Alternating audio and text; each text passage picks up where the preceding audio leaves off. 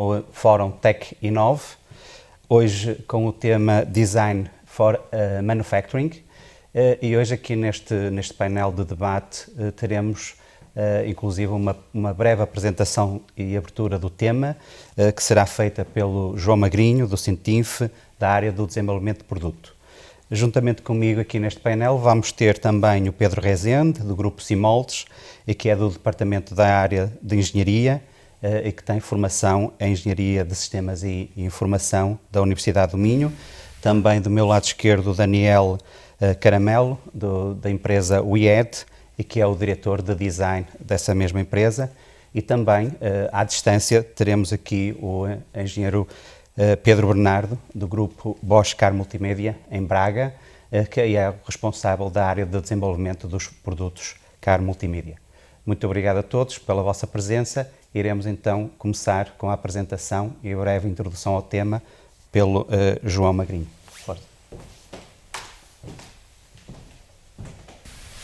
Pronto, vamos então iniciar aqui uma apresentação. Antes de mais, só cumprimentar a audiência, que neste caso online, e agradecer o convite feito por parte da CFAMOL para o Cintinf estar aqui presente e, neste caso, dar o pontapé de saída para uma apresentação sobre o Design for Manufacturing. Nesse sentido, a apresentação vai ser bastante simples, em que temos aqui a agenda, ou seja, vamos começar com uma pequena contextualização da temática, que acho que faz todo o sentido, apresentar o conceito, assim como os desafios que tudo o que são metodologias de Design for Manufacturing possuem. Depois vamos falar de metodologias e ferramentas da mesma de Design for Manufacturing, no sentido de responder ao desafio que o mesmo insere. Neste caso vamos falar de checklist, guidelines e alguns softwares. Vamos falar do que nós identificamos como sendo a tendência do Design for Manufacturing e, por final, vamos ver alguns exemplos de aplicação, neste caso em dois casos práticos, que fazem todo o sentido, principalmente para o setor em que estamos, ou seja, desenvolvimento de produto, neste caso de peça plástica, e obviamente também um projeto de ferramenta moldante. Relativamente ao Design for Manufacturing, convém em primeiro lugar posicioná-lo, ou seja, onde é que o Design for Manufacturing se enquadra? E ele enquadra-se, ele posiciona-se no processo de desenvolvimento do produto, ou seja, se conseguimos ver aqui na apresentação todas as etapas do processo normal de concepção e desenvolvimento de produto, nomeadamente temos a etapa de planeamento, conceito, projeto, testes e protótipos, ou seja, onde vamos testar realmente o produto, seguida a produção e depois ainda podemos acrescentar a revisão do produto. Onde é que as metodologias de Design for Manufacturing se encaixam? Encaixam-se numa gama muito grande de etapas do processo, ou seja, vão desde o conceito, desde a fase inicial em que começamos a desenvolver o conceito, até uma fase inicial da produção. E obviamente aqui encaixa sempre metodologias de Design for Manufacturing.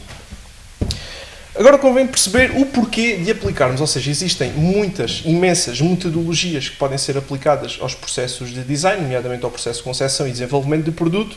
A questão é, porquê a metodologia de Design for Manufacturing? É uma metodologia que já surgiu há muito tempo, data do fim dos anos 70 e ainda hoje é muito atual. E isto acontece porquê? Porque conseguimos ter, com a aplicação deste tipo de metodologias, 4 a 40% de redução do custo de um determinado produto. Ou seja, sempre que aplicamos metodologias, no mínimo temos uma redução de 4% e no máximo uma redução de 40% do custo de um determinado produto. E a questão que surge agora é, porquê é que conseguimos ter uma redução tão significativa? Ou seja, onde é que ele impacta de tal forma que conseguimos ter uma redução de até 40%, que é um valor muito significativo? E isto acontece porque se olharmos para uma curva do que define o custo de um determinado material, reparamos que no fim do processo de concepção, ou seja, quando já temos o conceito desenvolvido, 70% do custo já está determinado, ou seja, 70% do custo de um determinado produto já foi determinado assim que o conceito termina. E é por isso que conseguimos, com a aplicação deste tipo de metodologias, uma redução de custo tão significativa. Contudo, é importante salientar que as metodologias, tal como a metodologia de Design for Manufacturing, convém ser aplicada no início do processo de concepção e desenvolvimento de produto. Isto porquê? Porque quanto mais a montante conseguimos estar, mais impacto estas alterações vão ter no nosso produto e vão ser realizadas a um custo muito inferior. À medida que vamos avançando na evolução de todas as etapas de concepção e desenvolvimento de produto, o que reparamos é exatamente isso, ou seja, é que o custo começa a aumentar para fazer uma alteração e o impacto das mesmas começa também a ser muito mais baixo. Por isso, qual é o desafio que aqui se levanta? É exatamente aplicar metodologias de Design for Manufacturing numa fase muito inicial do processo de concepção e desenvolvimento de produto. Ou seja, torna-se difícil, e é por isso que é desafiante, aplicar uma metodologia de Design for Manufacturing quando ainda estamos numa fase de concepção e que ainda nem temos nada ao certo, ou seja, ainda não temos nada definido, então é aí que surge o grande desafio do Design for Manufacturing. Se formos agora às definições e ao que caracteriza o Design for Manufacturing, podemos dizer que o Design for Manufacturing tem um objetivo muito grande, e esse objetivo é garantir a produção de um determinado produto. O que é que isto significa? Que não estamos a fazer todo o processo de desenvolvimento, ou seja, de concepção e desenvolvimento de produto, para no final termos um produto que não pode ser produzido e não consegue avançar na cadeia do produto. Por isso, este é o primeiro foco, é garantir que todos os produtos, no final, podem ser produzidos. E em segundo, o segundo lugar, o objetivo é simplificar todo o processo produtivo, ou seja, o que nós queremos é garantir que temos um produto que no final facilmente é produzido e colocado no mercado à venda.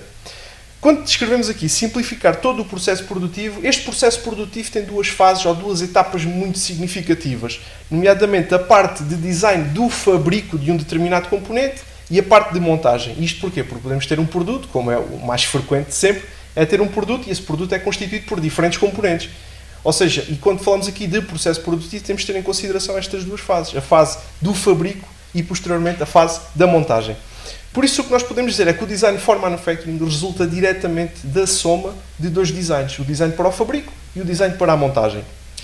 Considerando estes objetivos e considerando que o Design for Manufacturing resulta desta soma, nós conseguimos ver as vantagens da aplicação de metodologias de Design for Manufacturing. Nomeadamente permite, entre outras coisas, a redução do custo do produto, e este é crucial, permite o aumento da qualidade do produto, estamos a garantir um produto que facilmente é produzido, utiliza todo o potencial dos processos tecnológicos e, nesse sentido, vai ter uma qualidade superior. Acontece aqui uma coisa que é a redução do time to market. E aqui eu chamo particular atenção ao time to market, porque isto é fundamental para as entidades desenvolvedoras. Tudo o que são entidades que fazem desenvolvimento, nomeadamente desenvolvimento de produto, é fundamental garantir que este time to market é o mais baixo possível, no sentido de ganhar vantagem competitiva relativamente às entidades. Existe também uma redução do número de fornecedores, já iremos ver mais à frente porquê, mas prende-se essencialmente por haver componentes standard, tentar aplicar aqui muitos componentes standard, e existe também uma redução do impacto ambiental. Esta redução do impacto ambiental ganhou mais peso nos últimos tempos, em que a palavra sustentabilidade, hoje em dia, todos falamos muito nela, e aqui a redução do impacto ambiental é exatamente isso. Permite não só tocar no pilar ambiental da sustentabilidade, mas também no pilar económico, ou seja, aplicar uma boa metodologia de Design for Manufacturing permite gastar menos recursos, permite processos mais rápidos, ou seja, no geral, vamos ter aqui uma redução do impacto ambiental. Voltando agora já vimos as vantagens do Design for Manufacturing e das metodologias de Design for Manufacturing. Já vimos que o desafio está em aplicar estas metodologias numa fase muito inicial. E é engraçado que, se não me engano, no ano passado ou há 2 anos, fizeram um estudo muito engraçado, nomeadamente o ano passado, um estudo muito engraçado em que, basicamente, colocaram num conjunto de engenheiros de design, engenheiros de desenvolvimento, e o que fizeram foi analisar onde é que eles tinham as dificuldades, ou seja, viram que o desafio era aplicar tudo o que é metodologias numa fase muito preliminar, numa fase muito inicial do processo de desenvolvimento, e então foram ver quais é que eram as dificuldades que eles sofriam. E eles identificaram 4 pilares, nomeadamente a dificuldade do conhecimento, ou seja, eles não possuem conhecimento específico de uma gama muito alargada de processos tecnológicos, obviamente tem sempre um foco num ou noutro, mas é complicado ter um conhecimento específico de processo tecnológico. Identificaram também um problema de síntese. E isto porquê? Porque quando ainda estavam numa fase muito inicial de concepção, era difícil pensar já no número de componentes e muito menos no número de etapas que o processo produtivo iria ter. O que é que isto significa? Ou porque é que isto era importante? Porque o ponto mais fundamental quando estamos a fazer concepção e desenvolvimento de produto é que o número de componentes que o nosso produto vai ter acaba por ser quase linear ao custo que o nosso produto vai ter. Ou seja, é sempre vantajoso possuir menos componentes ou tentar reduzir o número de componentes. E eu, numa fase de concepção, essa era uma dificuldade muito grande, ou seja, eles nunca tinham esse tipo de pensamento. Depois é a análise, ou seja, quando estamos na fase de concepção, por vezes podemos ter de comparar e analisar diferentes conceitos, ou um mesmo conceito com algumas variantes, e quando eles tomavam essa decisão de optar pelo conceito A, B, C ou D, eles nunca tinham em consideração o processo, ou seja, nunca tinham em consideração a base da produção, como é que aquilo vai ser produzido, como é que o produto vai chegar ao mercado. E isso era outro ponto. E o último é a avaliação, ou seja, eles não tinham a capacidade de avaliar ou de analisar parâmetros do processo produtivo que fossem impactar o custo. Porque, obviamente, há parâmetros que não vão impactar, mas há outros que vão impactar de forma mesmo muito significativa. Alguns detalhes que tornam o produto muito mais dispendioso. E, nesse sentido, eles não tinham isso em conta. Por isso, identificamos aqui os 4 pilares que eles identificaram, nomeadamente conhecimento, síntese, análise e a avaliação. No sentido de responder a estes desafios e a estas dificuldades, surgiram metodologias e ferramentas. Ou seja, hoje em dia temos imensas metodologias, imensas ferramentas para aplicar o conceito de Design for Manufacturing. Aqui, como estamos a fazer de forma introdutória, diria que o que faz sentido é vamos falar da checklist de uma forma muito simples, guidelines. Não deixam de ser regras ou boas práticas. Algumas regras é um pouco abusivo, por isso diria algumas linhas de boas práticas que temos de ter ou temos de aplicar para aplicar o conceito de Design for Manufacturing. E no final vamos falar de alguns softwares, esta mais recente, que também fazem uma ajuda muito significativa neste campo. Em termos de checklist, o que conseguimos ver é que a checklist não é nada mais nem nada menos do que uma folha com algumas questões ou alguns pontos que convém preencher. Depois aqui depende da frequência, e isto já cada entidade empresarial obviamente vai fazer a sua, vai não só torná-la a fazer para os seus produtos, mas também, por exemplo, a frequência com que a preenche, se é só no final, se é meio, se é logo no início. Conseguimos ver aqui neste exemplo, que nomeadamente é para um processo de injeção, conseguimos ver algumas questões como, por exemplo, a matéria-prima, conseguimos ver também o capítulo da espessura da parede, que acaba por ser uma coisa muito importante num processo de moldação por injeção, em que na espessura da parede temos, por exemplo, se esta é uniforme, que não pode ter uma variação superior a 15%, ou não deve, e nós temos de dizer se sim, se não, e explicar o porquê. Depois tem outras questões, como por exemplo se as transições, se as variações de espessura são graduais, para não serem abruptas. Ou seja, são alguns pontos que faz sentido ler e escrever se sim, se não, no sentido de fazer as pessoas que estão a fazer desenvolvimento pensar neste tipo de questões, porque são questões que vão impactar muito tudo o que é o desenvolvimento futuro e, neste caso, o custo do processo produtivo. Aqui surge outro exemplo, é muito similar. O que acrescenta aqui de diferente e que não estava no outro é que já temos também no final uma parte de montagem, ou seja, dedicada ao assembly. Mas lá está, cada entidade depois monta a sua e faz a sua escolha de questões e as que acha mais apropriadas. E basicamente, em termos de checklist, é só isto. Em termos de guidelines não deixa de ser provavelmente a ferramenta mais utilizada, porque acaba por ser quase senso comum. Ou seja, são boas práticas que as empresas, quer através de experiência própria e vivida, quer através de conhecimento sobre o processo, conseguem escrever algumas notas, e é importante sempre revisitar estas quando se estão a fazer um novo concepção e um novo desenvolvimento de produto. Aqui nas guidelines convém separar entre o fabrico e a montagem, porque apesar de estar tudo no processo produtivo, conseguimos claramente separar. É importante pensarmos que o design para o fabrico, a definição geral é que é uma metodologia de projeto, ou foi desenvolvido com o objetivo de ser uma metodologia de projeto de peças, para que estas possam ser fabricadas com um custo mínimo, ou seja, no sentido de fazer um tratamento à peça para que o processo produtivo seja tão fácil que se torna economicamente muito mais viável. O que é que isto significa? Significa que tudo o que é design para o fabrico é altamente dependente do processo tecnológico, ou seja, se tiver uma peça de metal, eu vou ter de pensar, por exemplo, num processo de estampagem e vou ter umas guidelines ou umas regras de boas práticas específicas. Se eu pensar num componente polimérico, provavelmente vai ser fabricado por moldação por injeção, vou ter outras necessidades, ou seja, em função do processo tecnológico, eu tenho umas determinadas regras de boas práticas. Contudo, de forma geral, podemos dizer que temos aqui três boas práticas comuns, nomeadamente simplificar a geometria das peças, é sempre um bom ponto, simplificar o máximo que conseguirmos, ter espessuras aproximadamente constantes, acaba também sempre por facilitar o processo, e tentar ao máximo aumentar os raios de canto. São três regras gerais que normalmente funcionam para todos. Em termos de montagem, o Design for Assembly, é engraçado pensar que esta metodologia surgiu no sentido de estimar o tempo de montagem de um determinado conjunto, ou seja, para obter um determinado produto, qual seria o tempo necessário para fazer a montagem. E isto surgiu desta forma porquê? Porque tínhamos um tempo de referência a partir do qual fazíamos pequenas alterações no sentido de perceber, ok, diminuiu, ok, aumentou, no sentido de fazer sempre comparações diretas. Contudo, o objetivo desta metodologia não seria nada mais, nada menos do que, obviamente, também reduzir ao máximo o custo de montagem. Simplificando a mesma, conseguimos reduzir. O que é que nós conseguimos ver no Design for Assembly? Que este assenta em 4 pilares distintos, nomeadamente o pilar de minimizar, o pilar de normalizar, o pilar de manusear e o pilar de assemblar. O que é que isto significa? Que para cada pilar temos um conjunto de boas práticas. Fazendo um resumo prático e um resumo simples, mas com os que eu diria que são mais importantes, podemos reparar que no minimizar, por exemplo, temos aqui coisas como eliminar características do produto que não possuem valor para o cliente, ou seja, se não possuem valor, só estão a aumentar o custo. Reduzir ao máximo o número de componentes. E este é o mais importante, sem dúvida nenhuma. Se olharmos para estes 2 casos simples, nós conseguimos ver que no caso de cima tínhamos 3 componentes, não considerando os componentes para fazer as ligações mecânicas, que neste caso era parafusamento. Conseguimos passar 3 componentes, mais 2 parafusos, 2 porcas e 4 anilhas para uma simples peça. Já na de baixo também evitamos ter 4 componentes principais com os respectivos elementos de ligação e passamos a ter apenas um componente com duas partes, ou seja, um produto com 2 peças. O que é que também é importante? É reduzir o número de materiais utilizados, ou seja, tentar que seja tudo do mesmo material, ou se não, ter alguns materiais que são standard. Reduzir o número de acessórios de aperto e o tipo de acessórios de aperto, ou seja, se eu tiver um parafuso, preciso de uma determinada chave, convém ser a mesma chave para apertar todos os parafusos, não convém ter uma chave para cada parafuso, isso vai aumentar imenso o tempo de montagem. E depois devemos maximizar as funções desempenhadas por cada componente.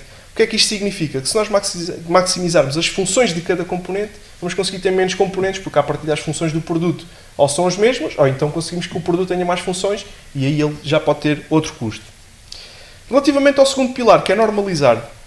Utilizar acessórios normalizados, ou seja, tentar normalizar tudo, nomeadamente os materiais, ou seja, ter sempre que, quando tenho um material que o que é exigido, ou uma peça que o que vai ser exigido é propriedades mecânicas e uma boa resistência mecânica, então o material é sempre aquele. Quando quero uma boa estética, e é só simplesmente em termos estéticos, posso utilizar o outro material. Quando quero um material que vai ter muito desgaste, utilizar outro material, ou seja, tentar normalizar e ter dentro de um conjunto de materiais que são sempre aquele que utilizamos. Devemos também especificar materiais de fácil obtenção, é fundamental. Devemos utilizar ferramentas comuns, utilizar acessórios de aperto standard e ordenar os tipos de ligação. Os tipos de ligação ganham peso quando começamos a pensar que um encaixe rápido, obviamente, vai ter um custo muito inferior em termos de montagem do que, por exemplo, um aparafusamento. O operador, além de ter de aparafusar, vai ter de ir buscar a chave, colocar o parafuso e fazer o aperto. Ou seja, temos aqui um caso prático que é engraçado, que basicamente neste caso prático nós queríamos juntar 2 componentes, nomeadamente um componente em forma de U com uma chapa plana. E o que conseguimos ver é que inicialmente tínhamos um parafuso a fazer esta ligação mecânica e tínhamos um custo que rondava aos $0,66. Com aplicações de Design for Assembly, neste caso que é só Design for Assembly, passámos para 0,31. E isto porquê? Porque mudámos a forma de fazer a ligação mecânica. Neste caso passou de ser um parafuso para ser um encaixe rápido. Por isso é bastante significativo.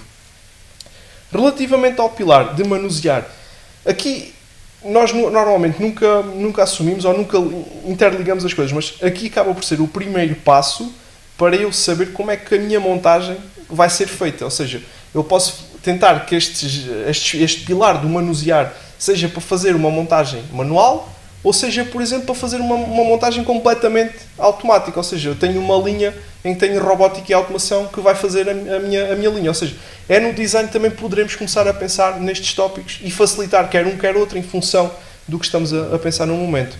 Contudo, se pensarmos no manuseamento humano, temos aqui algumas regras, algumas boas práticas, como por exemplo, evitar componentes que se agarrem ou colem uns aos outros, evitar componentes escorregadios e de pequenas dimensões, porque obviamente aumenta o tempo que o operador vai necessitar para ter controle sobre a peça, evitar componentes cortantes e flexíveis, pela própria segurança e flexíveis para tornar mais fácil, reduzir o peso dos componentes, aqui obviamente se componentes forem muito pesados o manuseamento humano vai ser complicado, depois evitar componentes que possam ser perigosos e obviamente evitar características que provoquem encravamento. Este encravamento tanto pode ser a montar, como obviamente também pode ser, por exemplo, a tirar de uma caixa em que temos muitos para montar depois no componente.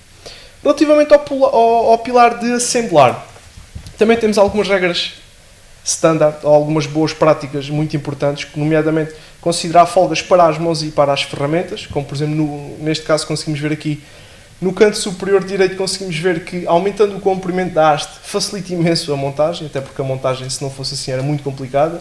E no caso de baixo conseguimos ver que, se não fosse o furo para deixar a ferramenta passar, também ia ser complicado de montar, ou seja, ia aumentar muito todo o tempo que nós necessitávamos para obter o produto final.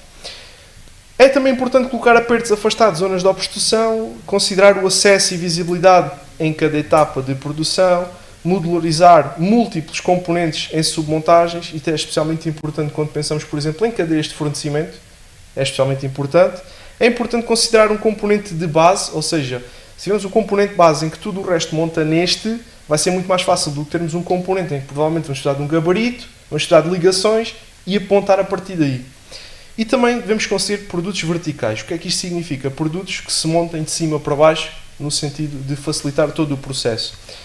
Podemos ainda eliminar encaixes de elevada precisão, reduzir resistência à colocação de componentes, em que, por exemplo, aqui através deste caso conseguimos ver o simples facto de quebrarmos as arestas vivas, conseguimos facilitar muito a montagem deste corpo cilíndrico no interior deste componente.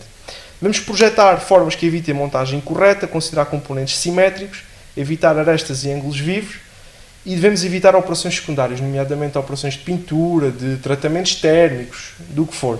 Obviamente isso vai encarecer e vai tornar a montagem mais difícil.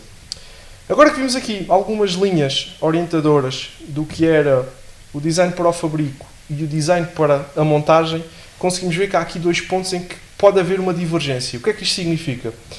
No design for manufacturing, se focarmos no design para o fabrico, o que nós conseguimos ver que ele diz é que ele prefere uma redução da complexidade dos processos de fabrico. Se prefere uma redução da complexidade dos processos de fabrico, significa que prefere ou que quer uma redução da complexidade dos componentes. O que é que isto significa? Que provavelmente vamos necessitar de ter mais componentes, porque eles não podem ser não podem ter uma geometria tão complexa. Por outro lado, se pensarmos no design for assembly, no design para a montagem, o que nós queremos é uma redução do número de operações de montagem. O que é que isto significa? Queremos montar, ter menos operações, logo queremos ter menos componentes. Ou seja, por um lado queremos ter menos componentes, por outro queremos ter componentes mais simples, ou seja, vai dar mais componentes. Então há aqui um ponto em que parece que estamos a entrar numa divergência. E isso já foi estudado, tanto que possuímos aqui este gráfico, e o que nós conseguimos ver neste gráfico é que, à medida que vamos reduzindo o número de componentes, as duas metodologias permitem haver aqui poupança. Contudo, a partir de um determinado ponto ótimo, identificado aqui com esta janela, a partir de um determinado ponto ótimo, as peças têm de começar a ganhar complexidade, porque já começam a ser muito poucas. O que é que isto significa? Significa que já não vamos ter poupança na parte do design para o fabrico, porque já estamos a tornar o processo mais complexo. Então existe aqui um ponto ótimo para o qual temos de jogar. Como é que nós conseguimos ver este ponto ótimo quando estamos a pensar num processo de concepção e desenvolvimento de produto? Normalmente nós primeiro aplicamos o chamado design for assembly e depois o design para o fabrico. Contudo, isto é tudo menos um processo linear, ou seja, existe a necessidade de fazer várias iterações no sentido de jogar sempre com uma e com outra para achar o tal ponto ótimo ou tal janela em que devemos jogar.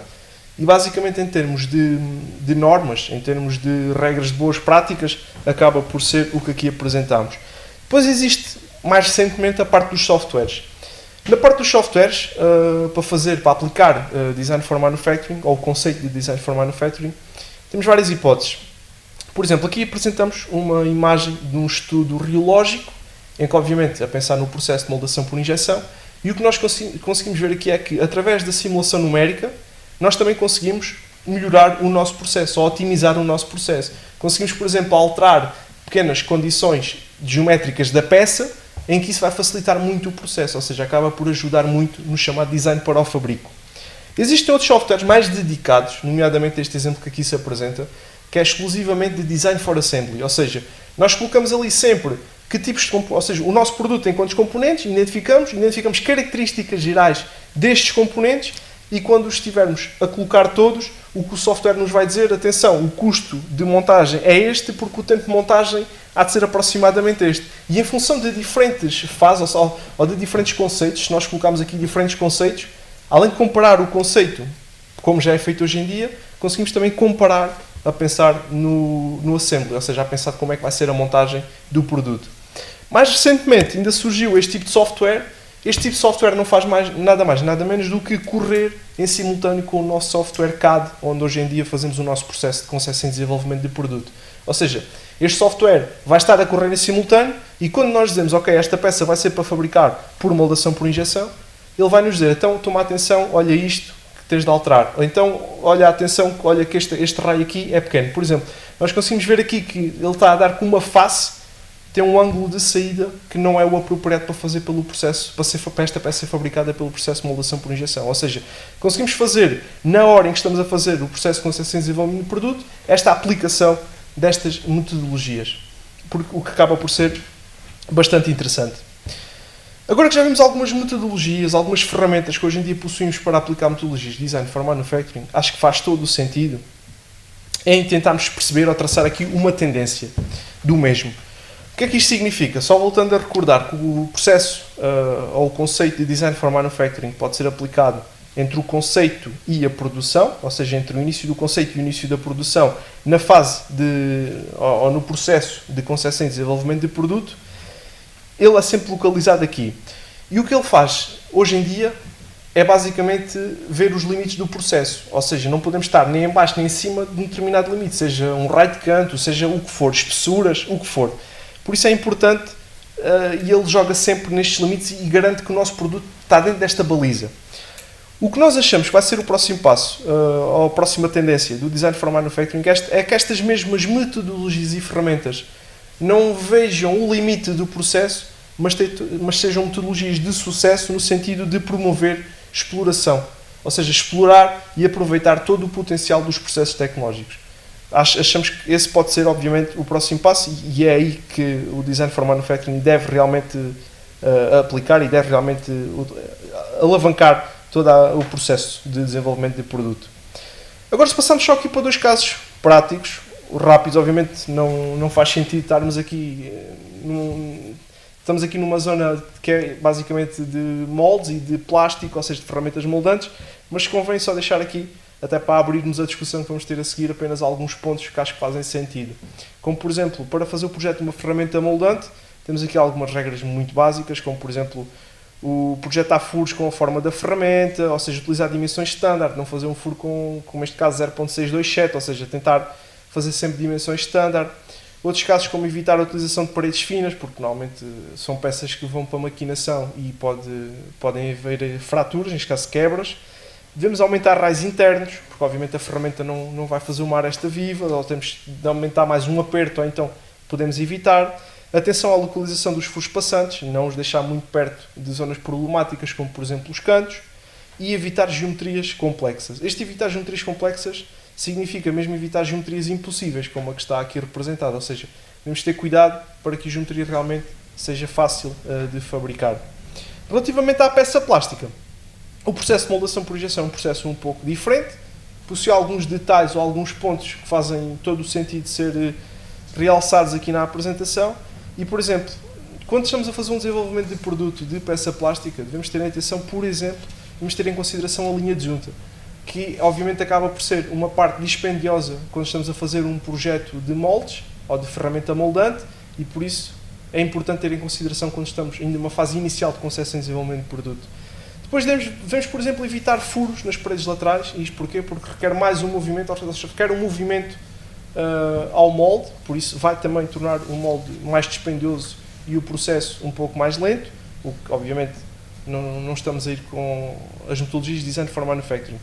E por fim devemos evitar, por exemplo, as patilhas de encaixe rápido, em que o facto de ter ali um rasgo facilita logo muito do que se não tiver nada, em que provavelmente temos que recorrer a um balancé, que é dos elementos mecânicos do molde, que mais problemas e mais desgaste acabam por dar e tornar o mesmo mais dispendioso.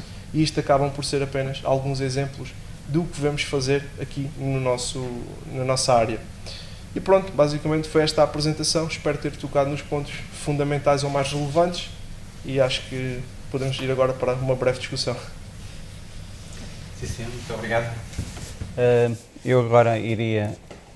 João, se quiser sentar-se aqui ao nosso lado, já agora, iria começar então aqui com alguma discussão à volta do tema, portanto, que é um tema bastante interessante e pertinente nos dias de hoje, por um lado pela capacidade das empresas poderem ter aqui metodologias para reduzir custos, mas também como o João Magrinho falou, a redução também da pegada ecológica, portanto, do footprinting, no fundo, no sentido de reduzir a pegada carbónica porque vemos que tem impacto nas questões ambientais.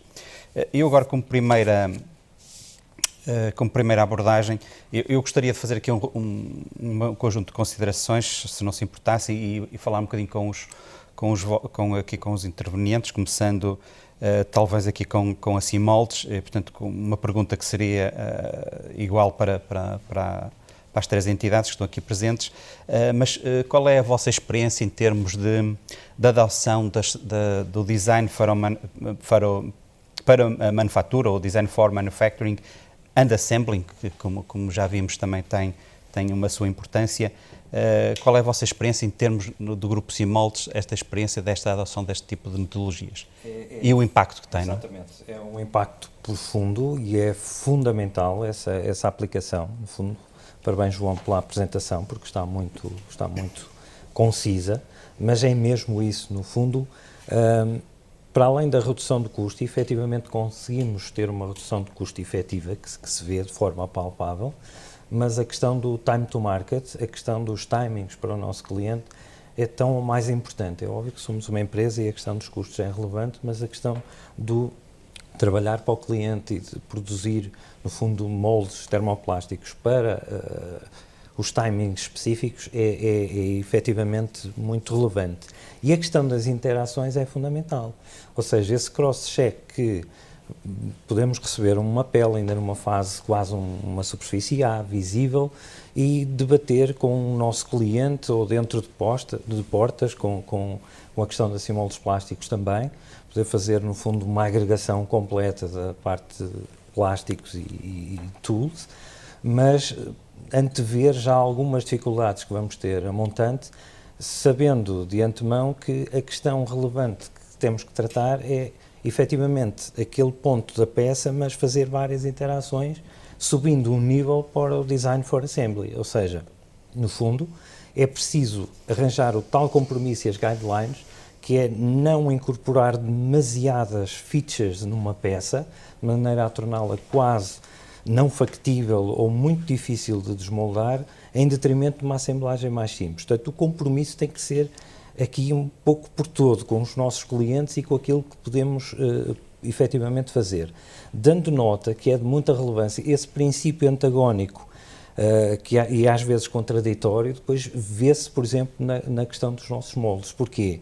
Porque, efetivamente, depois de várias iterações, que temos até perceber os limites da peça, até perceber como é que a vamos desmoldar e depois conseguir ali um objetivo de equilíbrio, depois é preciso perceber que temos que manter, no fundo, as funcionalidades da peça, mas tem que, por outro lado, garantir uma fiabilidade do molde. E muitas vezes a garantia da fiabilidade pode ser detrimento da funcionalidade da peça. Para nós, em termos de concepção, da parte de engenharia, do departamento técnico, é um bocado transversal a todas as áreas, ou seja, nós trabalhamos desde o raio da peça que vem lá atrás, mas depois já estamos a ver o nosso cliente que vem a ser, não o final, mas o cliente da nossa produção. No fundo, a questão dos raios. Às vezes são coisas muito simples, como, por exemplo, as patitas que temos nas peças para processos acessórios de pintura. Porque às vezes temos clientes que colocam 2 movimentos para uma coisa e simples. Portanto, essa proposta de simplificação e de redução, sobretudo dos timings, é fundamental para a sobrevivência, no fundo, dos dias de hoje e daquilo que precisamos de fazer. No fundo, o que é relevante logo à cabeça é perceber as features da peça, o que é que lá estão a fazer e depois trabalhar, no fundo, em talhar um bocadinho a montante. E depois tentar minimizar, reduzir essas interações sempre para cima. Se a questão do Design for Manufacturing em si é também uma redução de custos. Porquê? Porque, como disseste, João, e bem, deve ser no timing certo, e quanto mais a montante, melhor, que é para depois reduzir um pouco esses loops de aproximação e devem ser o mais incisivos das questões. É óbvio que depois temos que lidar com dificuldades suficientemente graves, como a mudança completa do design da peça, e voltar a estaca zero e ter ação novamente. Isso é uma questão que é relevante. Depois a questão a parte que nos diz respeito da questão de execução propriamente do molde, depois tentamos contornar sabendo que o nosso cliente de produção, no fundo, vai trabalhar, é importante ter as features bem definidas e reduzir, no fundo, aquilo que a maior parte já faz, que é reduzir o número de toques num bloco, no fundo, reduzir também esse processo. Isso também é Design for Manufacturing. Reduzir também a questão da assemblagem dos próprios componentes na bancada. Isso também é Design for Manufacturing. No fundo, essa transversalidade é tão abrangente quanto desde quase do primeiro traço até que o molde vai para a máquina de injeção, e mesmo assim ainda vão aparecendo sempre, sabemos disso, alguns problemas inerentes, claro, que depois vamos ter que resolver, evidente. Claro, de facto a questão do processo iterativo entre o design e a produção das ferramentas e até os processos produtivos é uma constante e de facto a questão do molde também passa por aí. Mas penso que aqui há um aspecto importante que já foi referido, que de facto grande parte dos custos associados a todo o processo advém muito das soluções daquilo que se pensa logo na fase do design, e aqui eu perguntava, no fundo quase a mesma pergunta, não é? Mas num contexto mais de design, porque eu diria que é a maior responsabilidade, digamos, dos processos, não é? Advém, dos processos do custo, não é? Advém muito na área do design. E quando estamos a falar principalmente em peças plásticas, mas também nos outros tipos de materiais, porque isso é transversal, como é que o IED vê essa questão e como é que consegue absorver, endogeneizar estas metodologias de forma a que mais a montante, a jusante, digamos assim, se evite este retrabalhar das ferramentas e todos os processos para minimizar esses custos? Sim, boa tarde. Pois eu até acho um pouco estranho, quer dizer, considerarem que o design possa ser esse incremento do custo. Eu acho que nós, na nossa empresa, temos exatamente a filosofia contrária, ou seja, todo o nosso projeto é feito de forma a que crie vantagem nos diversos intervenientes do processo, seja o cliente final, seja a produção, seja as matérias-primas que utilizamos, etc. Perdão. E até acho estranho a própria terminologia do Design for Manufacturing, porque para mim, se não é esse o Design for Manufacturing, então qual é que é, não é? Eu não conheço outro, ou seja, em termos do que é desenvolvimento do produto, porque realmente, se uma pessoa está só a desenhar sem ter em conta quem é que vai produzir, como é que se vai produzir, onde é que se vai produzir, ou seja, todo o nosso papel é até um pouco irrelevante, não é? Se é só dar uma forma a um objeto, ou dar só simplesmente uma ideia visual, uma ideia estética do que é um produto, então não faz sentido nenhum. Ou seja, e claro, isso é uma parte do processo, ou seja, que está inerente em cada um dos nossos projetos de desenvolvimento, seja desde a peça mais simples a uma peça mais complexa, que exija vários componentes, ou seja, e não está só na produção em si, ou seja, porque nós aqui estamos a falar de uma parte do processo, mas toda a cadeia de valor do que é um produto, desde a logística, porque é um fator também muito importante, que é desenhar para a logística, ou seja, uma paleta, otimizar uma paleta, otimizar um transporte, otimizar aquilo que está na prateleira do supermercado, ou o peso da própria peça, ou seja, e um fator também de assemblagem, ou seja, o pós-uso do objeto também é para nós muito importante, ou seja, quando nós desenhamos, não desenhamos só para a etapa produtiva, mas para a etapa desprodutiva, ou seja, como é que o produto, depois, há pouco falávamos daquele processo que rentabiliza-se, por exemplo, a assemblagem através de um parafuso para um clipe rápido, mas isso pode ser prejudicial, por exemplo, na hora de desassemblar, ou seja, pode demorar o tempo que quiser, mas também pode ser prejudicial em termos do que é a reciclagem dos produtos, o que é, ou seja, nós na nossa concepção de um produto temos em conta todas essas etapas e todo, para além da ergonomia do produto, para além do apelo que tem de ter para o consumidor final, ou seja, são todas elas premissas necessárias para o desenvolvimento de uma peça. E claro que no que respeita à parte produtiva apenas, temos constantemente, aliás, nós diferenciamos-nos também um pouco por isso, porque desde o início da concepção do nosso produto está muito feito, orientado para a produção, ou seja, é difícil muitas vezes cometermos essas gafes, ou seja, se pudermos evitar um movimento no molde, claro que sim, ou seja, e muitas vezes esses processos até nos trazem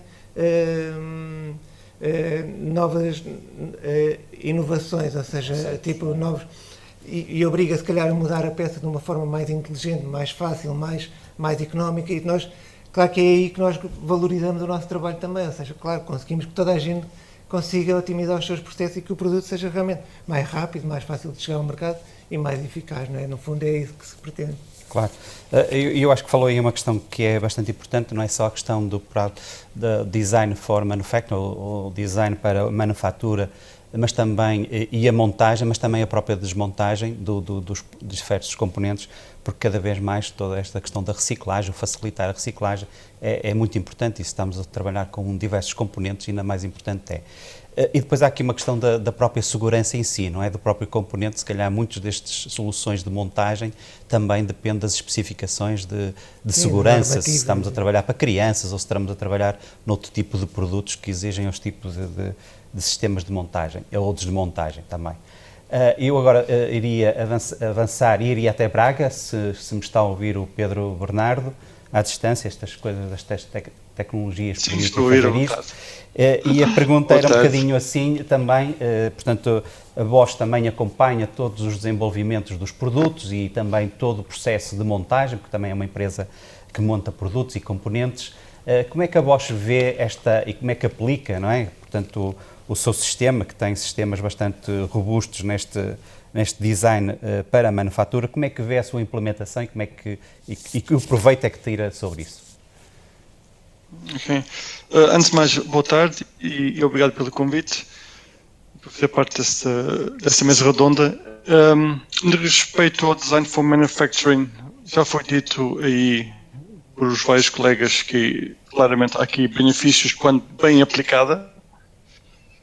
Nós na Bosch, como outra entidade, digamos, de desenvolvimento, tem os seus guidelines aplicados para o design e para a manufatura e para a assemblagem, muito bem definidos. Nós o que fazemos na parte de desenvolvimento, pelo menos existe o que nós chamamos o DFMA, que é um Design for Manufacture and Assembly, que no fundo é uma boa prática onde todas as equipas se reúnem num workshop, onde há precisamente o discutir, o rever desses guidelines e as suas implicações no processo e no produto, não é? E muitas vezes o desenvolvimento recorre a uma tecnologia que também acho que é fulcral para a redução do time to market, que também foi aqui falado, que é a tecnologia de manufatura aditiva, uma tecnologia que permite que o próprio design e recentemente também a própria manufatura possam fazer interações de várias soluções para produzir um produto ou um design, tendo em conta, digamos, a redução do time to market com a otimização do design e a redução da sua complexidade, etc. Por isso, nós na Bosch... Sim. Pedro, desculpa, será que podias ligar a câmara? É possível ou não? Porque estamos aí... Sim, ela não está ligada. Não estamos a conseguir ver. Um momento. Desculpa a interrupção, mas para quem nos está a ver e a ouvir, pelo menos para ver... Sim, é mais complicado. Se não for e possível... Agora sim. Está perfeito, obrigado. Ok, pronto. Ok, eu não consigo pôr um background, digamos, mais do tema do evento. Tentei, mas não consegui, por isso vou ter que ficar aqui com o... Mas background também está bom. Também é giro. Pronto.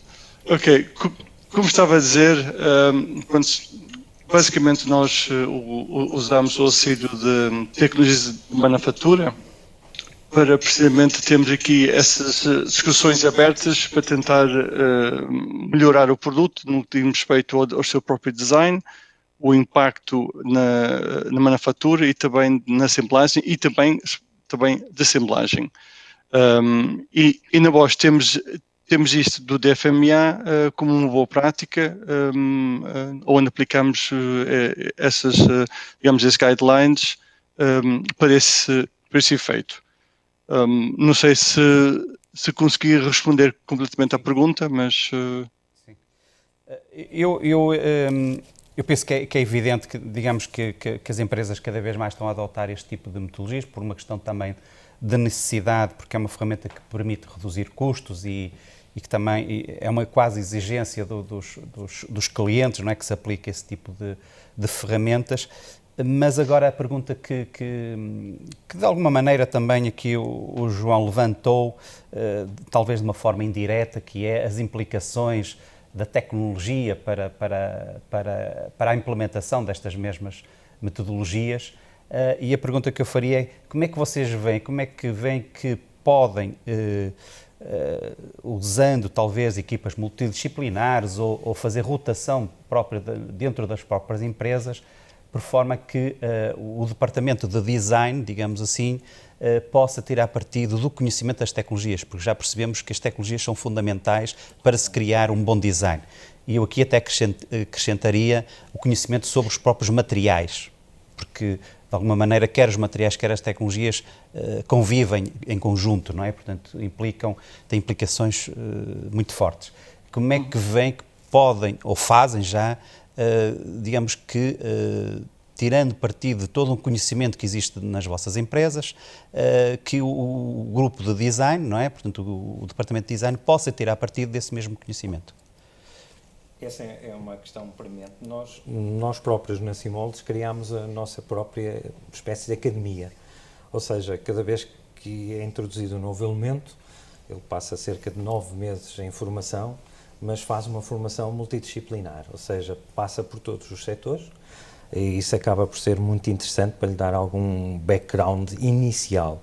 Depois trabalhamos também com a base na nossa experiência, no fundo, de acumular algum campo de trabalho para que as pessoas possam ir aprendendo. Mas muito mais do que isso, é mesmo entre nós próprios, volta e meia fazemos um estágio em alguns setores.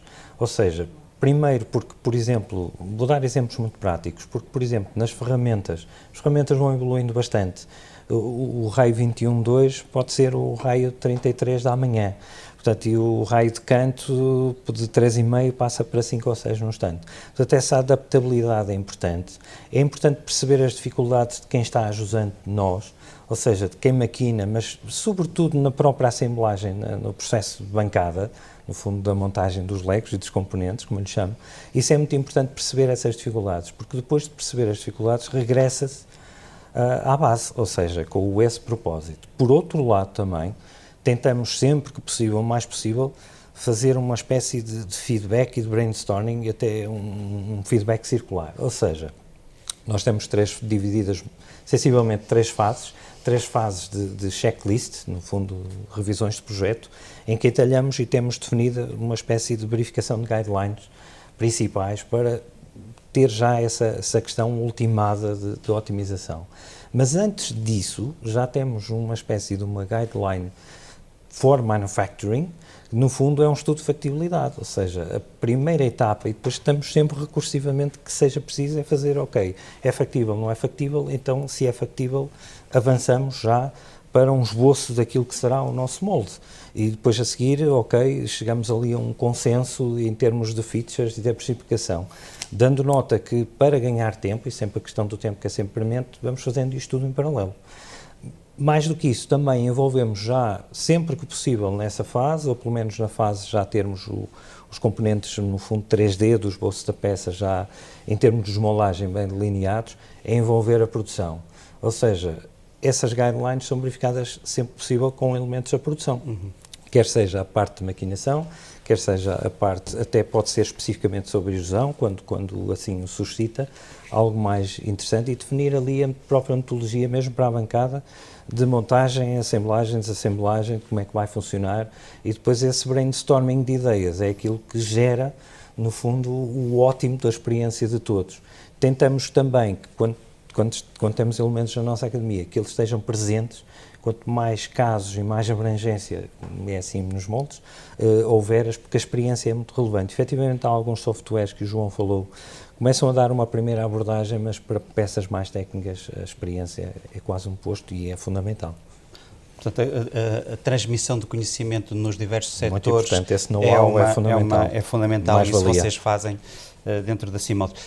O IED, que eu saiba, portanto, não desenha, projeta, mas tem uma forte ligação certamente com os clientes, e isso pode ser também uma mais-valia nesse conhecimento, trazer esse conhecimento para a própria IED, não é?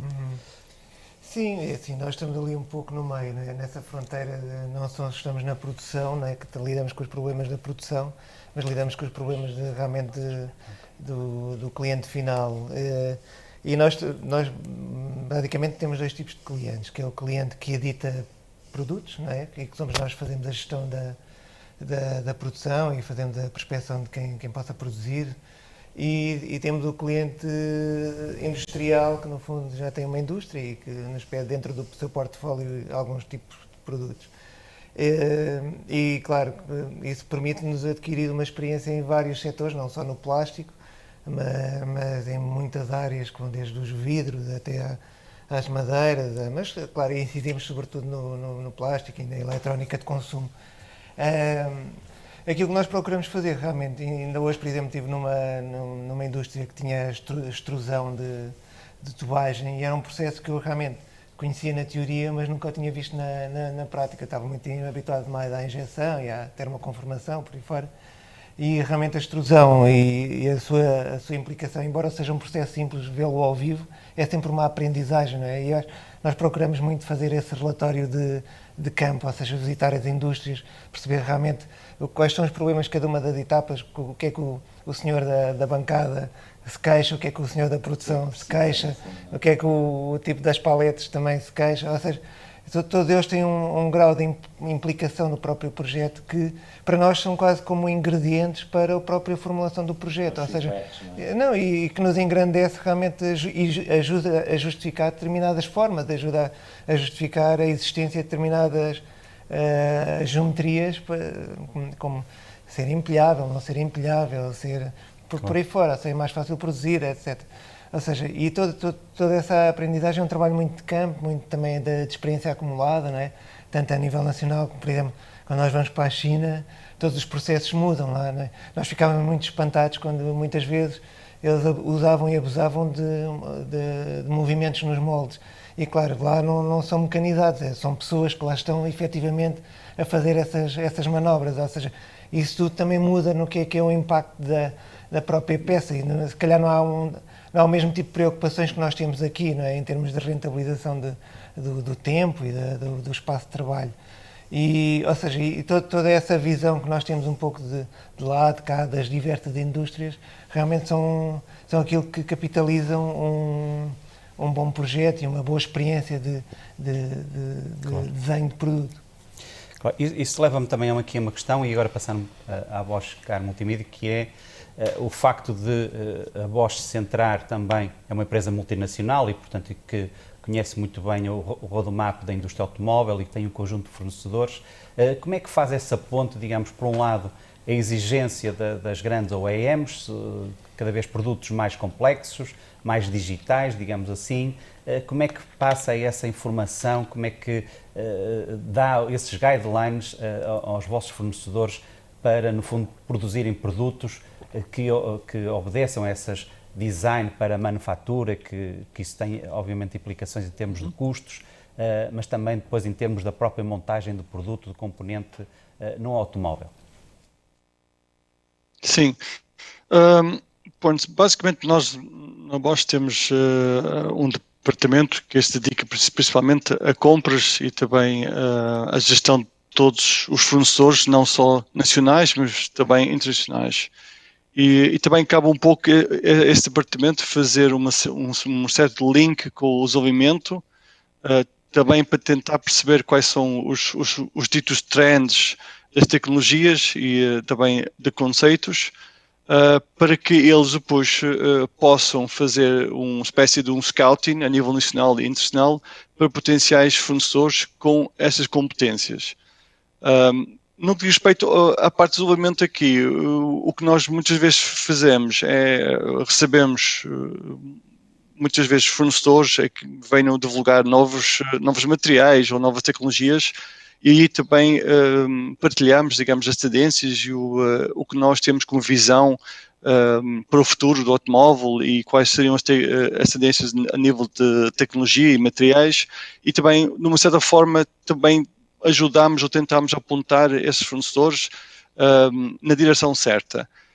A Bosch também tem agora recorrido a programas também do dito inovação, um deles é o Clube de Fornecedores, onde, digamos, o foco, ou pelo menos o interesse principal é fazer com que alguns fornecedores nacionais se capacitam de tecnologias e, digamos, conhecimento para fazer face a essas novas tendências do mercado. E nós aí, Bosch, também com a academia, com as universidades e outras entidades externas, temos o trabalho de vir ajudar com que estes fornecedores possam desenvolver nesse sentido. Assim, acreditamos que os fornecedores, a nível nacional, neste caso, consigam se adaptar com o conhecimento necessário para fazer face a estes novos produtos, as novas tecnologias para a manufatura. Muito bem. Falaste aí de uma questão da própria academia, mas também temos aqui, claro que tem um papel importante em termos das universidades e os politécnicos e outras escolas, no fundo, de transmitir esse conhecimento de os chamados boas práticas, regras de projeto, não só dos moldes, mas também do produto. Mas também temos aqui o científico, que tem digamos, essa valência, e eu não fiz a primeira ronda com o João Magrinho de alguma maneira de propósito, porque ele teve o privilégio de fazer aqui a introdução, mas agora ia dar aqui a oportunidade de poder comentar um bocadinho como é que o científico vê, como é que ajuda a implementar estas boas práticas, que de outra maneira é difícil nós conseguirmos atingir produtos, por um lado, de alto valor acrescentado e que cumpram, digamos, os requisitos, as especificações, quer em termos de custos, quer em termos de desempenho, porque é para isso que o design para a manufatura exige, não é? Que se produtos com menor custos, mas que não prejudique o desempenho dos mesmos. Exatamente. Aqui ia referir, nós, felizmente no Centinf, temos bastantes desenvolvimentos e por vezes de equipamentos ou de produtos muito específicos, com fins muito detalhados. E o que é que isso faz? Faz com que nós, internamente no Centinf, recorremos imensas vezes à simulação numérica. Ou seja, acaba por ser muita simulação numérica que nos dá essa vantagem. E é aqui uma coisa interessante, é um ponto que não tem muito a ver, mas dá para perceber. Ou seja, se nós estivermos a comparar um produto e queremos produzir esse produto, mas não sabemos qual haverá de ser o material, e temos entre dois materiais, e um material é relativamente mais dispendioso do que outro, nós obviamente temos sempre a tendência de ir para o material mais económico. Mas é engraçado que depois, com as vantagens que vamos pensar, se tiver uma peça plástica com um produto melhor, eu consigo, por exemplo, entre outras coisas, ter menos volume de material. Isso vai-me permitir ter ganhos na produção que eu tenho que considerar. Ou seja, há aqui, e isto é design for manufacturing, ou seja, a simulação numérica no Centinf é muito forte exatamente por isso, porque conseguimos, entre outras coisas, ver este tipo de etapas, ou seja, o que é que temos por um lado? Um material mais, digamos assim, mais acessível, ou uma peça que no final pode ter menos volume material, e o ganho que vamos ter no processo vai combater o ganho ou a despesa que temos mais no material. Ou seja, é um compromisso interessante. Por isso, nós no Centinf é mais, sem dúvida alguma, a simulação numérica. Mas o que é que eu ia dizer aqui? Eu gostava de referir, e gostei bastante quando os restantes elementos aqui do painel referiram o que vai a jusante, ou seja, porque se eu tiver uma empresa que só tem, vamos pensar, máquinas fresadoras CNC, obviamente eu vou otimizar o meu produto para ser fabricado em máquinas CNC e eu vou querer saber quais são as dificuldades, quais são os limites, o que é que eles todos os dias sofrem, quem está realmente em campo, para conseguir adaptar o desenvolvimento, porque afinal sou eu que vou iniciar o processo e eles é que estão de posterior, é que vão levar com tudo o que está a seguir. Ou seja, é muito importante realmente perceber e tentar acompanhar em campo o que se passa a jusante, no sentido de fazer as melhores escolhas a montante. E isso acho que é bastante importante.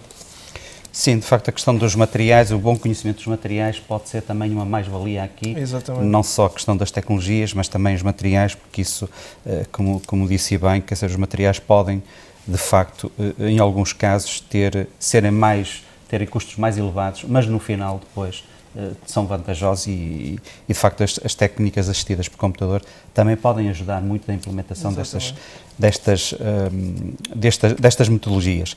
Eu agora iria provocar aqui uma discussão aqui à volta de um outro tema que me parece interessante, que é, muitas das vezes nós deparamos aqui com requisitos / especificações, que no fundo é todo o início deste processo, não é? Com aquilo que os nossos clientes querem versus aquilo que desejam. E era um tema aqui que eu acho que entendem o que eu quero dizer com isto, mas muitas vezes aqui, tendo aqui como exemplo a questão das próprias tolerâncias, não é? Por vezes um cliente quer uma tolerância muito apertada, digamos assim, mas de facto não era isso que ele queria outra coisa, se calhar não tão exigente. E depois isto tem implicações nos processos, não é? Querem comentar isto, alguns exemplos que possam dizer, porque certamente isso é uma coisa que vos aparece todos os dias. Sim, posso avançar. Sim, efetivamente a questão do toleranciamento é muito crítica, porque há semelhanças e simplificação das features, e há um bocado falei na questão, o conhecimento da peça, para além da questão das features, para que é que serve, o toleranciamento também é tão ou mais importante, porque percebendo esse conceito e para que serve, a partir daí é possível percebermos e compreendermos aquilo que podemos efetivamente melhorar e otimizar. Às vezes são coisas tão simples como, por exemplo, um fundo de um RIP, de um friso, que serve só para reforço e que pode ser perfeitamente feito numa passagem, numa fresa esférica, que é mais robusta, em detrimento de uma aresta que está lá definida, porque a pessoa que está montante na concepção da própria peça perdeu um bocadinho esse know-how. O que eu noto muito, e notamos também nesses moldes, é que a montante nos nossos clientes, ao longo do tempo, foi-se perdendo um certo know-how que existia nas pessoas com mais experiência. E as pessoas novas perderam um bocadinho o link que está para trás. E, no fundo, é preciso ir agarrar isso tudo e dar o feedback. E voltamos outra vez à questão das interações, sabendo que é sempre importante fazer essa redução. A questão das features é muito interessante, porque vamos dar um conceito muito prático de um painel de porta, por exemplo. Nós conseguimos reduzir as clipagens através da redução de contrasaídas que podem desmoldar, por exemplo, em força com levantadores. Podemos estar a falar de menos 20 movimentos à extração em detrimento de levantadores, por exemplo. Portanto, há aqui muita coisa que é importante. No fundo, é a antecipação de problemas e redução de custos para a orientação da tal redução de tempo. Tudo isto faz uma espécie de um conjunto agregado de fatores muito relevante. Essa questão da factibilidade é de tal maneira relevante que às vezes o conjunto de propostas que fazemos nessa fase inicial, na iteração seguinte, a peça muda, mesmo ao nível das superfícies A, porque efetivamente desperta consciência muito montante da questão do produto, da própria peça plástica. É óbvio que esse conceito, no fundo, de antecipação e redução de erro, no fundo, efetivamente, João, concordo, a questão da simulação do enchimento da peça, porque depois, na prática, temos que pôr isso a funcionar. Tudo muito certo, mas é preciso, a peça tem que injetar, tem que depois haver um after process ou não, ou um automatismo que retire os hitos. Portanto, há ali mas muito para além disso, e tendo em conta a ótica do cliente, sempre do produto final de qualidade, depois é preciso resolver outros problemas, porque entretanto foi preciso fazer, por exemplo, um estudo de elementos finitos, para perceber que, apesar da fresa ter um raio, um determinado raio, a redução do raio, que é sempre, no fundo, devemos ter os raios maiores possíveis. Mas isso também entra em contradição com a aplicação de placas de centramento do molde. Portanto, tem que haver aqui um compromisso de tudo e de todos, a montante e ajudante, e a dificuldade está muito, muito centrada nisso, mantendo sempre uma filosofia do keep it simple. Portanto, como eu costumo dizer, o mais complexo é, efetivamente, às vezes aparece-nos a segunda versão da peça é uma factibilidade nova, de raiz, então começamos a interação, mas já tem muitos problemas resolvidos. E o ganho de tempo não é só, por exemplo, ter um molde completo, que é colocado na produção no fundo, o tempo de setup é só porque já fura e faz as furações já de uma face inteira e que sabemos que temos máquinas de tecnologia boa para o fazer, e isso nós dentro de Portas conseguimos fazer porque efetivamente é um trabalho que nos compete e que o fazemos, mas sobretudo ganhamos tempo nessa fase de resolução de problemas da peça.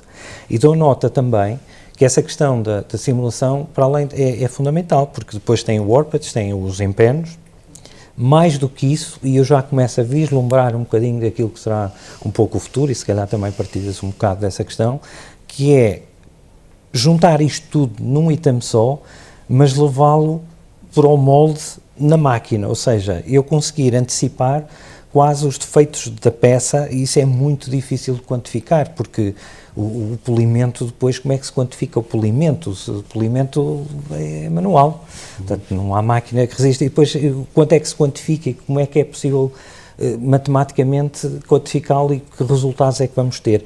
Essa questão é no fundo o passo que nós achamos que era importante também para nós, Simoldes, no sentido de antevermos alguns problemas. Para os elementos com experiência, efetivamente já os conseguimos quase antever, mas há sempre um ou outro pormenor, quer dizer, nem tudo são rosas, e há sempre um ou outro pormenor que depois tem que ser ajustado e colmatado depois de ensaio, e é normal. Claro.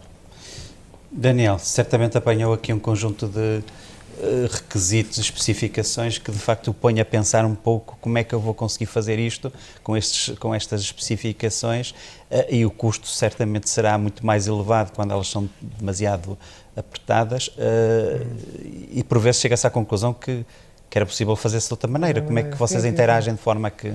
Sim, acho que estávamos aqui a esquecer de um ponto também, acho que é muito importante, que realmente é a prototipagem, não é? Ou seja, e nesse aspecto o sentimos também, a nós dá-nos uma grande ajuda nessa antevisão realmente do que é que possa ser um problema. Claro que na prototipagem, à partida, é tudo fácil de fazer, não é? Faz-se tudo, mas dá sobretudo para tirar muitas dúvidas e se calhar discutir muitos destes pontos que estávamos aqui a falar, mais do que às vezes até uma análise só a nível do software, que claro que é super útil e super eficaz, sobretudo a nível de tempos de ciclo, a otimização das peças, e realmente há detalhes que muitas vezes é por desconhecimento de quem está a projetar, ou seja, realmente fazer um ângulo, uma aresta viva, ou se calhar fazer uma curvatura, se calhar em termos do que é o desenho da peça para um designer ou para quem está a projetar, não é assim tão significante, e muitas vezes na parte da engenharia pode-se considerar, não, a peça está assim é porque havia um objetivo. Às vezes não há, é simplesmente Até para a fiabilidade. Exato, ou seja, e acaba por ser só um recurso que muitas vezes, como não há muitas vezes as disciplinas estão quase separadas, não é?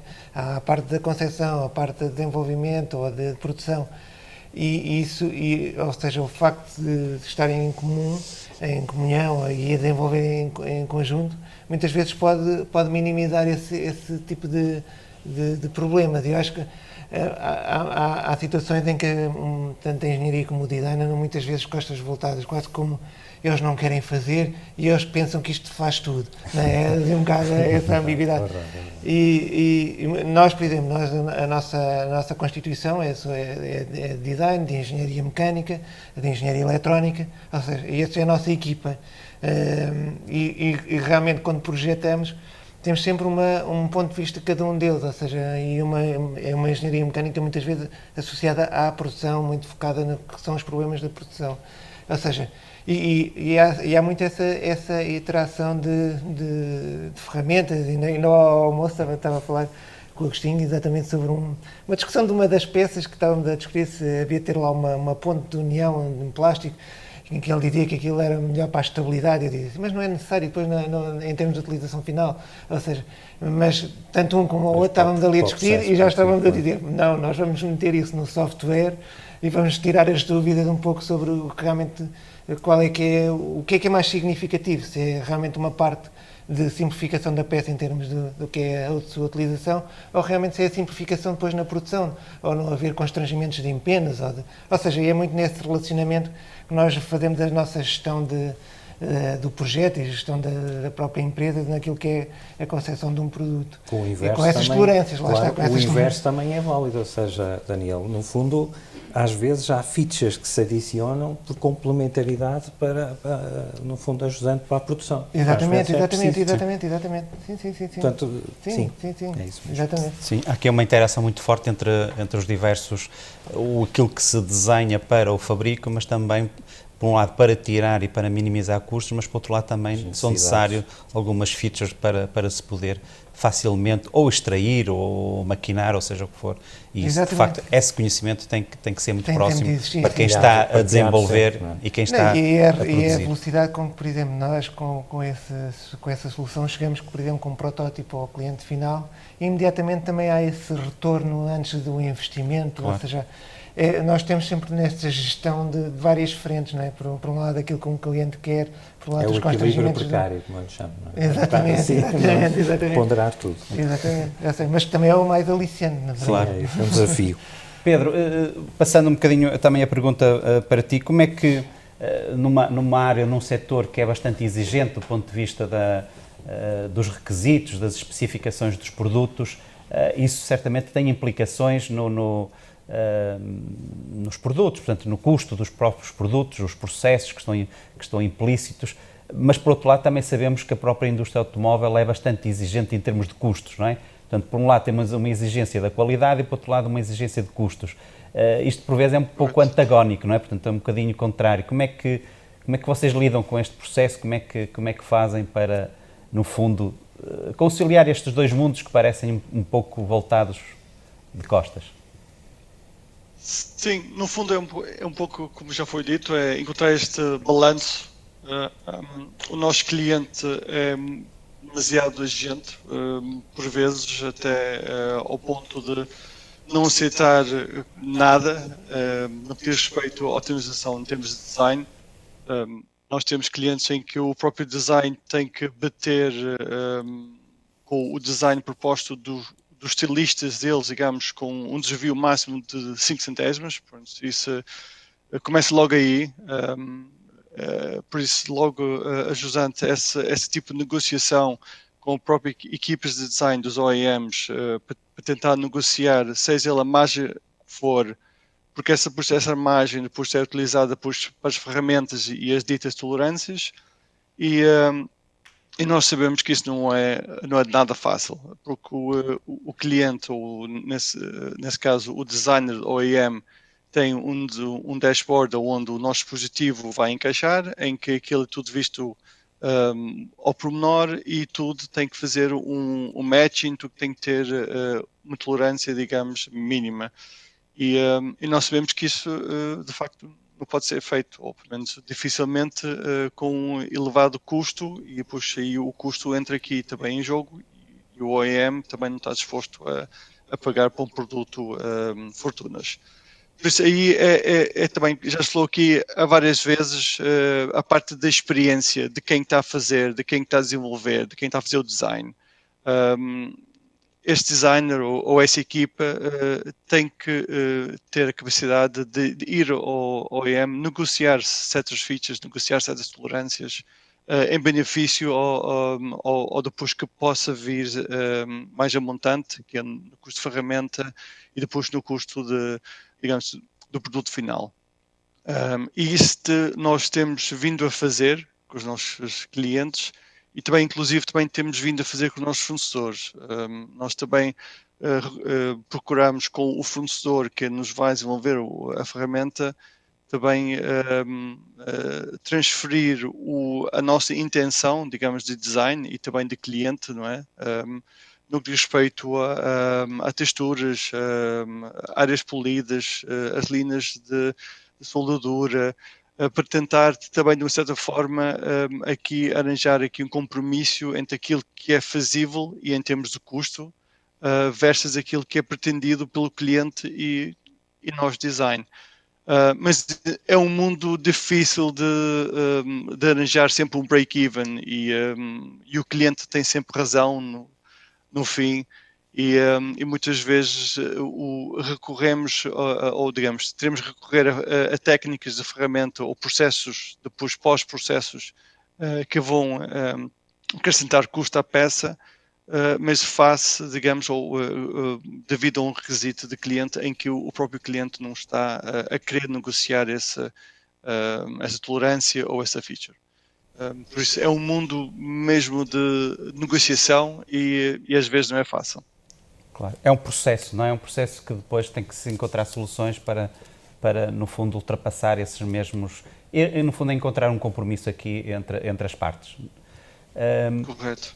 Já foi levantado aqui, eu agora, por acaso, acho que era uma pergunta que gostaria de fazer, começando aqui pelo João, porque não referiu propriamente isto, mas o que eu vou dizer, mas no fundo agora nós estivemos aqui a falar sobre este advento da manufatura aditiva, do 3D printing, também nos traz aqui outros desafios, não só o design for manufacturing e assembling, ou assembling e disassembling, mas também temos aqui um design for additive manufacturing ou design adapted for additive manufacturing. É outro mundo, mas que no fundo, como é que nós também podemos tirar partido deste ensinamento, desta aprendizagem, para melhorar os nossos processos e as metodologias de design for manufacturing no geral, digamos assim, porque também são tecnologias de manufatura. Exatamente. E aqui é interessante também voltarmos um pouco à história do design for manufacturing, ou do additive manufacturing, ou seja, do fabrico aditivo. É importante relembrar que o fabrico aditivo teve uma revolução muito grande nos últimos tempos, e ainda está a ter, mas ele foi essencialmente desenvolvido por causa de um processo, ou de uma etapa do processo de concepção e desenvolvimento de produto que se chama prototipagem. Ou seja, foi muita prototipagem e o necessitar de prototipagem no processo de concepção e desenvolvimento de produto, em que, tal como já foi levantado, nomeadamente pela entidade do IED, o protótipo acaba por ser fundamental, ou a prototipagem acaba por ser fundamental. Para além do facto de ser a primeira vez que o cliente tem realmente uma coisa física na mão, é a única forma que nos permite fazer imensos testes, nomeadamente testes físicos, tudo o que sejam movimentos, ou seja, é a primeira... Usabilidade. Exatamente. É a primeira grande etapa em que fisicamente temos o processo. Então, o additive manufacturing começou por ser muito desenvolvido com base exatamente na prototipagem. Hoje em dia, não só, já temos, o fabricativo é muito mais do que prototipagem, até dizer isso até acaba por ser um pouco redutor, existe muito fabricativo, e o fabricativo relativamente aos restantes processos, tem a vantagem de o custo por peça ser aproximadamente constante. O que é que isto significa? Se traçarmos um gráfico custo, unidades a produzir, claramente o fabrico aditivo é uma reta horizontal. Se pensarmos num processo de produção em massa, vamos pensar, sei lá, um processo de moldação por injeção, um processo de forjamento, um processo de estampagem, seja o que for, obviamente a curva vai fazer isto. Ou seja, até X unidades vai compensar muito mais o aditivo, a partir de X unidades é compensar o processo em massa. Ou seja, o fabrico aditivo veio trazer muito bem este tipo de questões que antigamente não se levantavam. Mesmo para os moldes, porque no fundo nós nos moldes conseguimos, através do processo aditivo, até para peças técnicas, quer na área dos eletrodomésticos, quer na indústria automóvel, nós conseguimos fazer e consegue-se perceber no automóvel as formas complexas que existem. Temos quase sharp edges finíssimos que vemos em spoilers, que só os conseguimos fazer porque temos um processo aditivo para refrigerar lá até ao cimo, até porque em ligas de cobre muitas vezes não era suficiente. Portanto, na prática, o processo aditivo é fundamental para que isso seja possível, mesmo que se recorra até a modelos híbridos, ou seja, no fundo é um adiantar de uma plataforma base e depois aditivar lá para cima. Portanto, nota que o céu é quase o limite, porque refrigera-se a 2,5 mm da peça. Portanto, tudo certo. É mais uma tecnologia que é preciso ser conhecida e divulgada para se poder ser implementada. Sendo assim, moldes também, produtora de moldes, mas também, no fundo, transformadora de materiais plásticos, e apostando claramente na prototipagem, isso é uma coisa que vocês estão, não só no desenvolvimento, mas também na produção. Porque entalha muito no que o João disse. No fundo, podemos dividir aqui em duas partes, portanto, na questão do tools, na questão dos moldes que entalhamos desta forma, mas na parte das peças, pois efetivamente é uma mais-valia. A tecnologia vai aumentando e vai evoluindo, aumentando.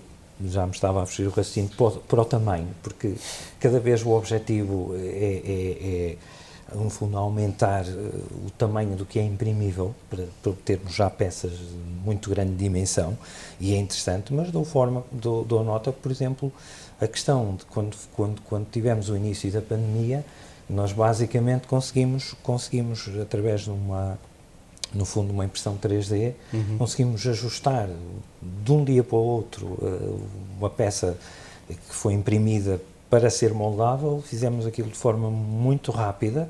No fundo, numa semana, ou em menos de uma semana, em poucos dias, tínhamos o molde a funcionar, porque havia gente a morrer. No fundo, há muito essa questão dessa urgência. No fundo, os limites vão sempre esticando sempre um pouco mais. Portanto, no fundo, é um processo que é fundamental, é decisivo. Claro. Eu acho que temos aqui uma pergunta da audiência que penso que se calhar o Daniel é capaz de poder ajudar a responder. Posso, Manuel? Boa tarde ao painel e boa tarde a todos. Uma questão, mais do que uma questão, um comentário do Filipe Lemos que diz que julgo que o co-design na fase inicial entre cliente final e fabricante é muito importante e que pode potenciar a economia de recursos e potenciais ganhos para ambas as partes. A referência à prototipagem é sem qualquer dúvida uma mais-valia porque permite pré-validar produtos em fase de desenvolvimento. As empresas portuguesas devem estar preparadas para esta oferta de serviço, que engloba no fundo a co-design e a prototipagem. Eu acho que foi um bocadinho na sequência daquilo que está a ser dito, mas se algum de vós quer comentar... Daniel, se calhar tem experiências neste... Sim, é assim, há diferentes níveis de protótipo, né? Há uma prototipagem quase mais de ateliê, digamos que é uma prototipagem quase mais volumétrica, de perspeção, muitas vezes feita em cartão, coisas assim, depende Conceitos. também da dimensão dos objetos. E claro, e essa tecnologia aditiva o que nos veio trazer realmente foi, por um lado, a preguiça de fazer esses protótipos, porque ou seja, otimizou-se muito tempo, ou seja, fazer uma coisa precária, uma coisa já final, realmente ganhou-se muito tempo nesse tempo, até porque o custo não justifica estar ali em diferentes estágios. E realmente, para nós, tanto a nível do teste de usabilidade, testes mecânicos, testes de produção, testes de reação do próprio cliente, ou seja, ele próprio vê qual é o produto final, e é claramente uma tecnologia muito vantajosa. Claro, agora essa passagem realmente para uma produção em massa, para uma produção que exija realmente a moldação em que se torna rendável, isso acresce outros desafios, mas agora como prototipagem é fantástico. E atualmente eu todos os dias recebo serviços de prototipagem na China, aqui e acolá. E de facto já testámos também o nível de acabamento que cada vez mais os produtos têm na fase de prototipagem. É alucinante, porque já são acabamentos mais aproximado ao produto final, exatamente. E permite, até mais do que isso, vai-nos permitir, como estás a dizer, Daniel, antecipar os problemas logo. Claro, claramente. Quanto mais aproximado ao final, mais antecipado. Até mesmo aqui na Marinha Grande, eu estou a falar da China, mas na própria Marinha Grande temos empresas que fazem peças que quase que já substituíam peças de produção já havia essas histórias, ou seja, por isso, ou seja, chegamos a um nível que realmente quase que se misturam o que é um protótipo, o que é uma peça de produção final, não é? Isso para nós é muito salutar. Talvez ainda o preço, mas é uma questão de tempo, não é? Sim. Temos mais uma pergunta antes de passar ao Pedro. Sim, mas no fundo vou tentar juntar as duas perguntas que são do Ricardo Freitas. Pergunta se é possível planear as atividades de desenvolvimento, se sim, como?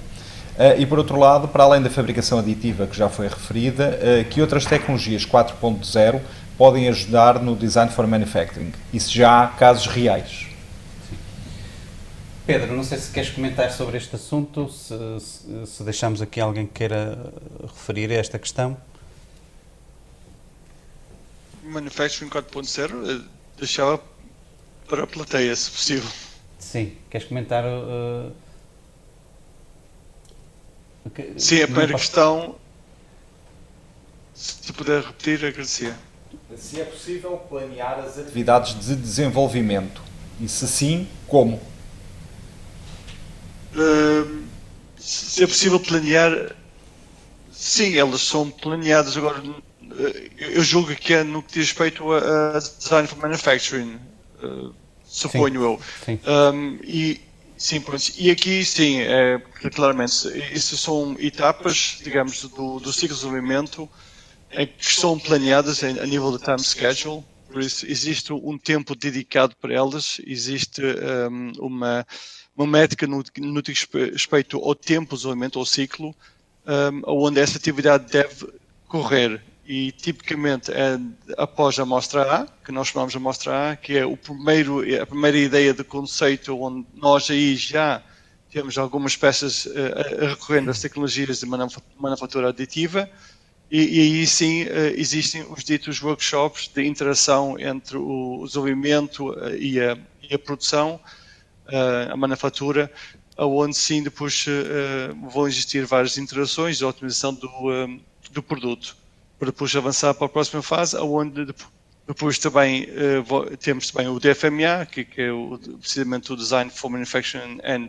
Assembly, onde novamente, digamos, já refletimos sobre um design mais robusto, já um design já preparado para a ferramenta, e onde dão, digamos, os comentários finais e os ajustes finais ao produto. Isso faz mesmo parte do ciclo e do time schedule de um projeto aqui na Bosch. Gostava só de comentar uma coisa, que se nós formos exatamente à norma de concepção e desenvolvimento de produto, o planeamento inclusive é a primeira etapa que nós temos neste processo. Sim. Ou seja, temos um processo e a primeira etapa é exatamente fazer o planeamento do processo, de todo o processo de concepção e desenvolvimento de produto. Eu iria atrever-me a tentar perceber a pergunta do Ricardo Freitas relativamente quando diz tecnologias 4.0, isto se calhar o Pedro pode ajudar a responder dizendo que imagino que tenha a ver com as tecnologias de transformação digital, nomeadamente o Digital Twin. Penso que é isso que quero dizer, não tenho a certeza, mas atrevi-me a dizer. Isso é uma das ferramentas que a própria Bosch utiliza na sua otimização dos próprios processos de montagem, portanto a utilização do Digital Twin para isso. Não é? Não sei se queres comentar isto, se um caso prático onde isso acontece. Eu sei que não é a tua área do desenvolvimento de produto, é mais da área de montagem, não é? Mas... Sim. Assim, não é bem a minha área, mas eu sei perfeitamente que agora recentemente também com o 5G que a Bosch, como outras empresas, estão a aproveitar, digamos, essa imensa capacidade de obtenção de dados e tratamento de dados para precisamente criarmos o que nós referimos como o Digital Twin, que no fundo é a nossa célula produtiva ou do processo, digamos, em que ela própria pode ser otimizada e ter um self-diagnostics para fazer com que todo o ciclo de manufatura seja o mais lean possível. Como exemplos práticos, assim de cabeça, não tenho nenhum.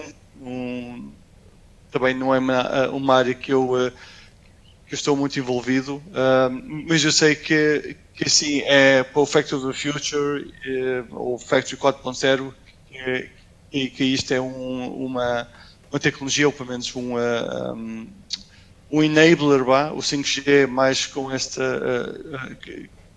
questão de data, para tornar com que toda a manufatura seja, digamos, otimizada e de uma certa forma mais eficaz.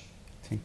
E de facto a recolha desses dados e eles poderem ser disponibilizados para quem está a fazer a concepção do próprio produto e através dos próprios testes ao produto, ele próprio conhecer em tempo real e poder usar essa informação na concepção do próprio produto. Eu penso que é esta a pergunta, de facto, eu não posso aqui também dar um caso real, mas são coisas que estão a acontecer e certamente vai ser uma mais-valia essa utilização do Digital Twin para esta metodologia.